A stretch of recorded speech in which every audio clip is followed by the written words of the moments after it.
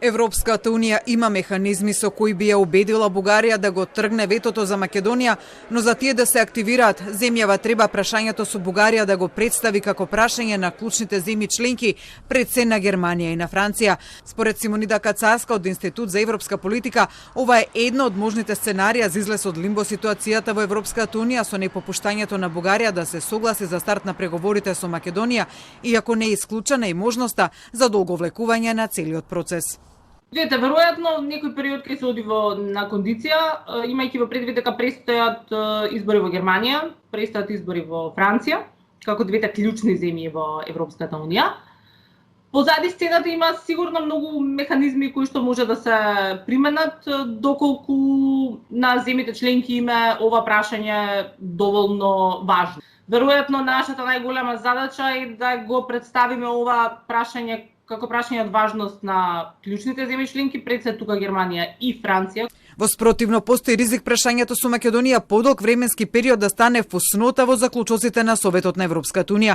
Во контекст токму на Европскиот совет кој денеска и утре се одржува во Брисел, по неуспехот на Советот за општи работи да постигне консензус, според Кацарска, нејасно е какви би биле и дали воопшто би имало заклучоци за Западниот Балкан. Ние сме биле претходно во вакви слични ситуации. Мислам дека е исклучително важно да не паднеме во некој вртлок на само сожалување и мораме да изнајдеме сили преку кои ќе работиме и на испорачување на дел од клучните реформски активности дома и да ги градиме своите позиции кај клучните европски партнери.